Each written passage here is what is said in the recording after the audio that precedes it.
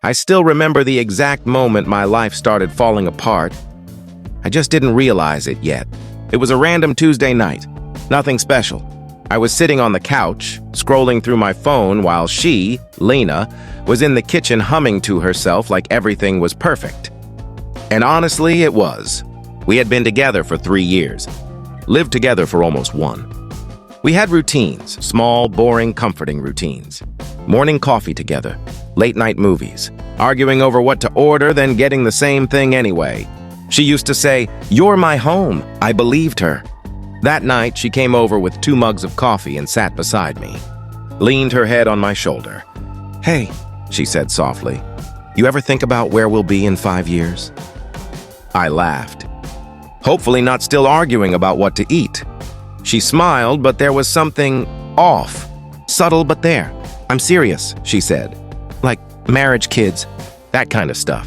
I turned to look at her. "With you?" "Yeah, of course." She didn't respond right away, just nodded slowly. Looking back now, that pause meant everything, but I ignored it. Because when you love someone, you don't look for cracks. You paint over them. The changes started small. She began staying late at work more often. At first, it made sense. Her company had a new project, and she was stressed. I even tried to be supportive. "Don't wait up for me," she'd text. "I'll try not to," I'd reply, but I always did. Sometimes she'd come home at 11, sometimes past midnight, and when she did, she'd look exhausted but distant, like she was physically there but mentally somewhere else. One night I tried to hug her from behind while she was checking her phone. She flinched, actually flinched. "Sorry," she said quickly, "just tired." But she didn't turn around, didn't hug me back. That was the first time I felt it. That weird sinking feeling in your chest that whispers, something's wrong. Then came the phone. She used to leave it anywhere, on the couch, on the bed, even in the bathroom. Now, it was always with her. Always face down, always locked. And she changed her password. I noticed because one day I picked it up to check the time, and she rushed across the room like I was holding something dangerous. "What are you doing?" she asked a little too sharply. "Just checking the time," I said, confused. "Oh, okay," she forced a smile. "I just have work stuff on there." "Work stuff. At 11 p.m., sure." The argument started soon after. Small things at first. "You never listen to me. You're always distracted. You don't understand how stressed I am." I tried to fix it. I really did. Cooked dinner more often, cleaned the apartment, gave her space when she asked for it. But nothing worked. It was like she was slowly pulling away. And I was the only one trying to hold on. One night I finally asked her, "Are you happy?" I said. She looked at me surprised. "Why would you ask that?" "I don't know," I admitted. "You just feel different," she sighed, looking away. "I'm just tired, okay? Not everything is about us." That hurt more than I expected, because to me, everything was about us. A few days later, she forgot her laptop open. "I wasn't snooping, I swear." I was just about to close it when a message popped up on the screen. A name I didn't recognize. "Miss you already?" My heart dropped. I stared at the screen, frozen. Another message came in. Tonight felt right. I didn't know what to think. Maybe it was a misunderstanding. Maybe it was a friend. Maybe, "Hey!" Her voice behind me made me jump. She saw the screen. And in that split second, everything changed. Her expression didn't show guilt, it showed fear. And that's when I knew whatever was happening.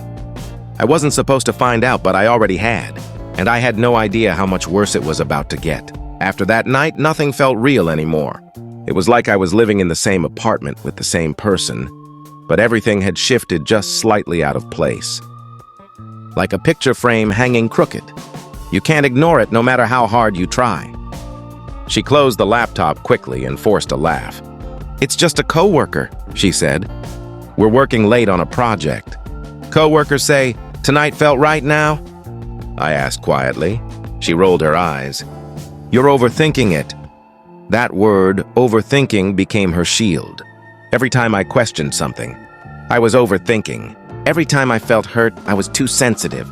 And somehow I started believing it. But the signs kept piling up. She started dressing differently for work. Not just nicer, different. New perfume, new outfits she never wore around me. One evening I joked, "Wow, who are you trying to impress?" She didn't laugh. Maybe I just want to feel good about myself, she snapped. I raised my hands. Hey, I was just kidding. Yeah, well, not everything is a joke, she said, grabbing her bag and walking out. The door slammed harder than it needed to. I sat there for a long time after she left, trying to connect the dots, trying to convince myself I was wrong, because the alternative meant the person I trusted most was lying to my face. A week later, things escalated. She stopped texting me during the day. Before, we'd send random messages. Memes, I miss you, did you eat? Now, nothing. I'd text her, hey, how's your day? Hours later, busy. That's it, one word. That night, I couldn't take it anymore. Are you seeing someone else? I asked, the moment she walked in. She froze, just for a second. But I saw it! What? She said, forcing a laugh. Where is this coming from? Don't do that, I said. Just answer me. She shook her head. No, I'm not. Then explain the messages, the late nights. The way you've been acting. I already told you, she cut me off. It's work, I stared at her. Look me in the eyes and say that. She did. I'm not cheating on you. And for a moment, I believed her, because I wanted to. But then something happened that I couldn't ignore. 2 nights later, she said she was working late again. I nodded, pretending everything was fine. But something inside me snapped. I grabbed my keys and followed her. I hated myself for it, I really did. But I needed the truth. I kept a distance as she drove across town, far away from her office. My heart was pounding so hard I could hear it in my ears. She pulled into a parking lot. Not an office, an apartment building. I parked a few cars behind and watched. My hands were shaking, my chest felt tight. And then, she got out of the car, and someone walked up to her. A guy, tall, confident, like he belonged there. They didn't hesitate, didn't look around. He pulled her close and kissed her. It felt like the world just stopped, like all the air had been sucked out of my lungs. I couldn't move, couldn't think. I just sat there, watching the person I loved, like she was someone else entirely. She laughed at something he said, that same laugh, the one she used to have with me. And then they walked inside together. Like it was normal, like I never existed. I don't know how long I stayed there. Minutes? Hours? It didn't matter. Because in that moment, everything we had, everything I believed in, was gone. But what I didn't realize yet was that this wasn't even the worst part. Not even close. I didn't confront her that night. I should have. Maybe it would have saved me from what came next. But I was in shock, completely numb. So I went home and pretended I didn't know. She came back around 1 a.m. Same routine, quietly unlocking the door, kicking off her shoes. Hey, she said softly, you're still up? Yeah, I replied, not looking at her. Couldn't sleep. She walked over and kissed my cheek, like nothing had happened. Like she hadn't just been with someone else. I felt sick. The next few days were torture. Watching her, listening to her lies. Every I love you felt fake. Every smile felt rehearsed. And I kept asking myself one question. Why? What did I do wrong? What did he have that I didn't? Then came the moment that broke me completely. It was a Saturday morning. She was in the shower.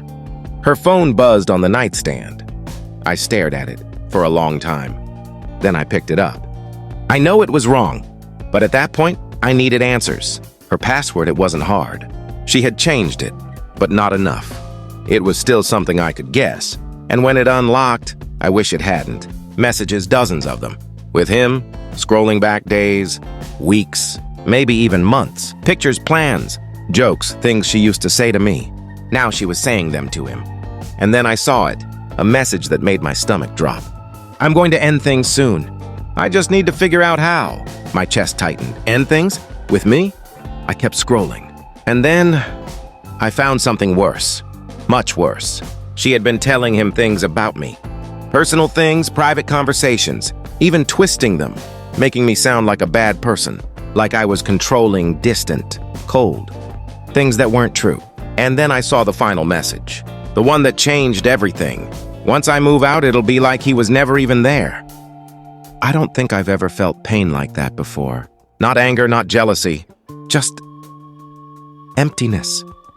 Like I had already been erased from her life, and I was the last one to realize it. The bathroom door opened.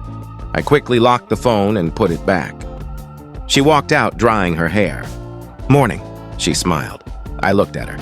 Really looked at her, and for the first time, I didn't recognize her. That's when I made a decision. I wasn't going to beg. I wasn't going to chase. If she wanted to erase me, I'd let her. But I wasn't going to disappear quietly. Because if she thought she could replace me like I never existed, she had no idea what was coming next. I didn't cry, not right away. Instead, I got calm, and that scared me more than anything. For the next few days, I acted normal. Too normal, I smiled. Talked, even joked with her. And she relaxed. I could see it. She thought she was getting away with it. Meanwhile, I started planning. Not revenge in a crazy way. Just truth, consequences. First, I gathered everything. Screenshots of messages, photos. Proof. I didn't rush it. I wanted it all. Then I did something she never expected. I reached out to him. Yeah, him. I found him on social media. My hands were shaking as I typed the message. "Hey, I think we need to talk." "About Lena," he replied faster than I expected. "Who are you?" I took a deep breath. "The guy she's still living with." There was a long pause. Then, "Wait, what?" We talked. And what I found out blew everything wide open. He didn't know. Not fully. He thought we had already broken up. That I was just some ex she couldn't fully move on from. The lies. They weren't just to me. They were to him too. We met the next day. Awkward, tense. But necessary, I didn't know, he kept saying. I swear, man, I didn't know. I believed him. Because the look on his face?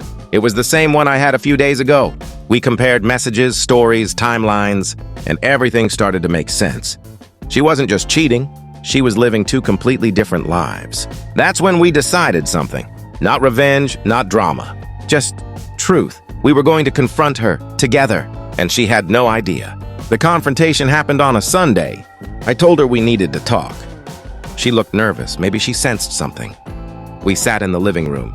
She crossed her arms. What's going on? Before I could answer, the doorbell rang. Her face changed instantly. Are you expecting someone? I shook my head. Yeah, I said quietly, I am. I opened the door, and there he was. When she saw him, everything fell apart. Her eyes widened. Her face went pale. What is this? She stammered. He stepped inside. You want to tell him? He said. Or should I? She looked between us, panicking, trying to think of something, anything to say. But there was nothing left. I placed my phone on the table. Screenshots open. Go ahead, I said. Explain, she tried. At first, it's not what it looks like. Stop, I said. My voice was calm. Too calm. Just stop lying. Silence filled the room, heavy, suffocating. And then she broke.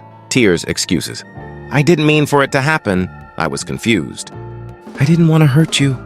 I just listened. Because none of it mattered anymore. He shook his head. You lied to both of us, he said. That's not confusion, that's a choice. She looked at me, desperate. Please, we can fix this. I almost laughed. Fix? After everything? No, I said simply. And that was it. She lost both of us that day. I moved out the next week, started over, slowly, painfully. And her, last I heard, things didn't go well. Work found out about her late nights. Apparently, mixing personal and professional life had consequences. She lost more than just us. And the guy, we're not friends, but there's mutual respect. Because in the end, we were both victims of the same lie. It's been a while now, and yeah, it still hurts sometimes. But I've learned something important. People don't just wake up and replace you. They slowly choose someone else, while pretending to choose you. And karma, it doesn't shout. It doesn't rush, but it always shows up. Right when you stop waiting for it. And when it does, it makes sure you're no longer the one who lost everything.